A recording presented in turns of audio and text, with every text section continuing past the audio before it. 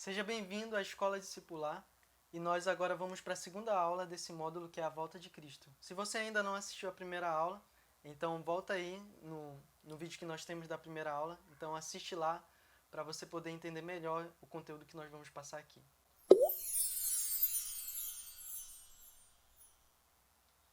Seja bem-vindo à Escola Discipular, nós estamos na segunda aula para falar a respeito da Volta de Cristo, sim, a volta de Cristo, e agora nós vamos olhar como o apóstolo Paulo falou sobre isso. E ele usou 3 palavras para falar sobre a volta de Cristo, então nós vamos estar olhando aqui nessa aula essas 3 palavras que o apóstolo Paulo ele usou. Tá bom? Vamos aqui. O dia do Senhor. Nós já vimos que o dia do Senhor, como ele foi tratado no Novo Testamento e também no Antigo Testamento, você pode, como eu falei, você pode voltar lá na primeira aula. Mas aqui na segunda aula nós vamos olhar essas 3 palavras e como o apóstolo Paulo ele falou sobre essa volta do Senhor. Então a primeira palavra que nós vamos ver que o apóstolo Paulo usou foi parousia. Ou seja, essa palavra significa presença. Uma presença como uma vinda. Era uma palavra utilizada para se referir à visita de pessoas da alta classe, especialmente de reis e imperadores, a uma província. Então, essa palavra ela está totalmente ligada à presença. E não é uma presença qualquer, mas é uma presença real, uma presença majestosa. E é uma presença física. Desde sua ascensão, Cristo é retratado sentado à direita de Deus no céu, com a sua glória. Ele visitará a terra novamente e essa visita ela vai ser pessoal. Nós já lemos esse texto, não vamos ler aqui mais uma vez, mas foi o texto em que mostra que os anjos falaram para os discípulos. Assim como vocês estão vendo ele subir, ele também vai voltar. Ou seja, é uma volta pessoal, uma volta física com o seu corpo glorificado. Não é um espírito, não é algo que vai estar apenas na mente, mas é algo real. Além disso, essa palavra está totalmente interligada com o fim dos tempos. O fim dos tempos, e vai ser essa presença em poder e glória, para ressuscitar os mortos em Cristo, para reunir seu povo para si e destruir o mal.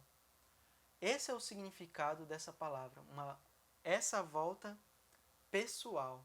Então, essa palavra parousia, ela significa isso, uma volta pessoal, a volta pessoal de Cristo.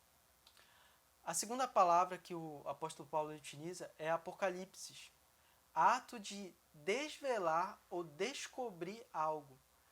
Cristo tem soberania, ele cobre todos os inimigos espirituais. Vamos ler aí Efésios capítulo 1, do versículo 20 ao 23. Então, peguem as suas Bíblias, vamos ler Efésios capítulo 1.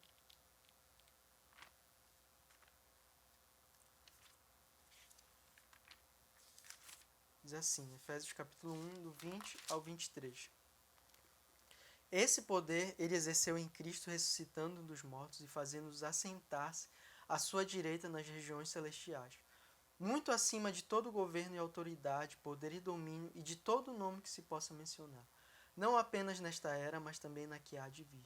Deus colocou todas as coisas debaixo de seus pés e o designou cabeça de todas as coisas para a igreja, que é o seu corpo, a plenitude daquele que enche todas as coisas em toda e qualquer circunstância. Tem um nome que está acima de todo nome, é agora o Senhor exaltado. Está agora reinando como rei à mão direita de Deus. Seu senhorio e seu reino não são evidentes ao mundo. Seu apocalipse será a revelação para o mundo da glória e do poder que lhe pertence. Vai ser essa revelação, esse ato de descobrir algo. Ele desvelará seu presente senhorio para o mundo, como nós já vimos lá em 2 Coríntios capítulo 4, em que o seu senhorio ele está escondido do mundo. Por isso que o mundo se pergunta, se Deus é Senhor, por que o mal acontece? Por que há essas desgraças? Por que tem isso? Por que tem aquilo? Porque o seu senhorio ainda está escondido para o mundo, mas ele vai ser revelado.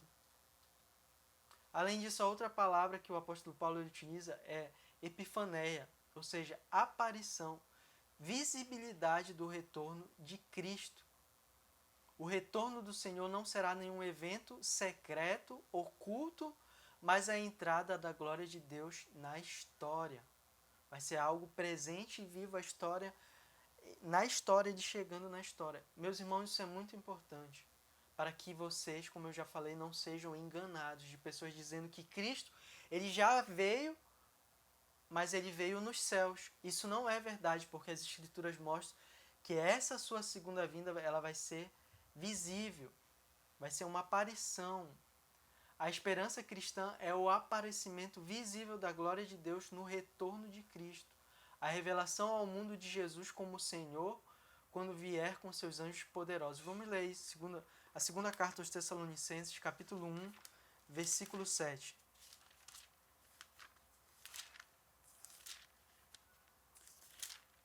Segunda carta aos Tessalonicenses, capítulo 1, versículo 7, diz assim: E dar alívio a vocês que estão sendo atribulados e a nós também. Isso acontecerá quando o Senhor Jesus for revelado lá dos céus, com seus anjos poderosos em meio às chamas flamejantes.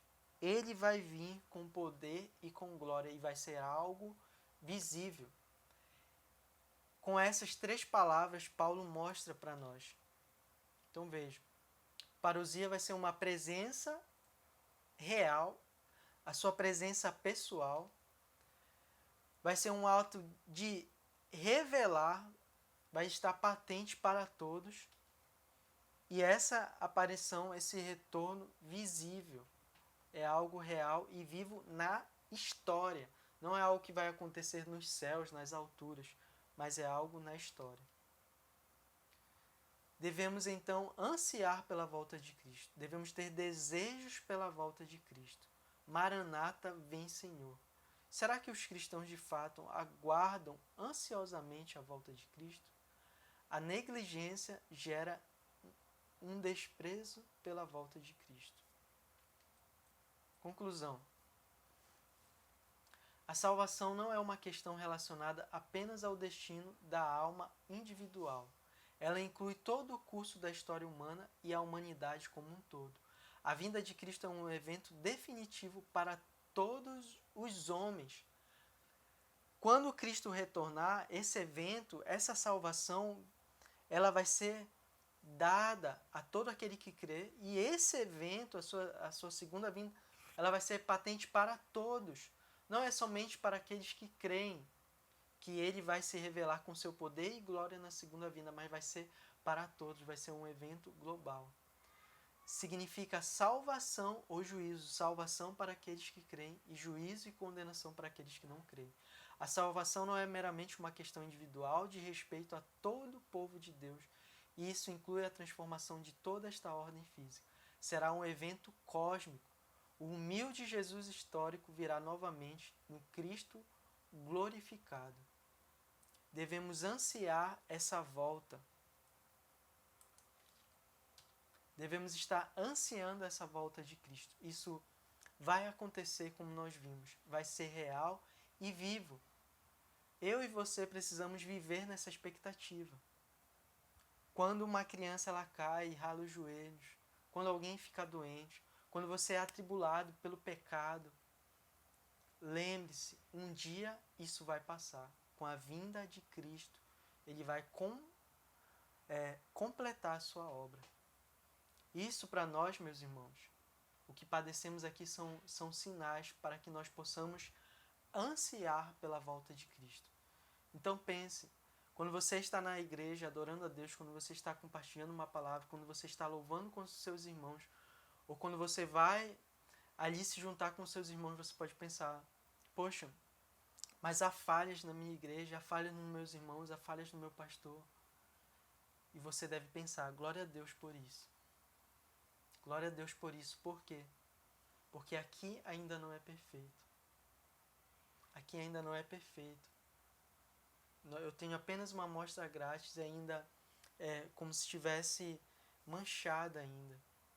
Então, glória a Deus por isso, porque você deve ver com esse anseio. Senhor, aqui eu já experimento, já é bom, mas ainda não é tão bom. Eu quero ansiar pela tua volta, porque quando o Senhor vier, vai ser completo.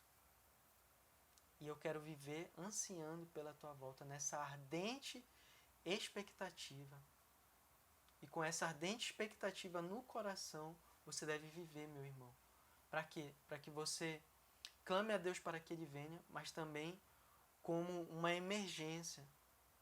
Com uma emergência. A mensagem do Evangelho, ela tem esse senso também de urgência, de você compartilhar com o perdido, falar para ele, olha, saiba que tudo isso que você vê é um sinal de que esse presente mundo está caminhando para a destruição e Cristo ele vai voltar.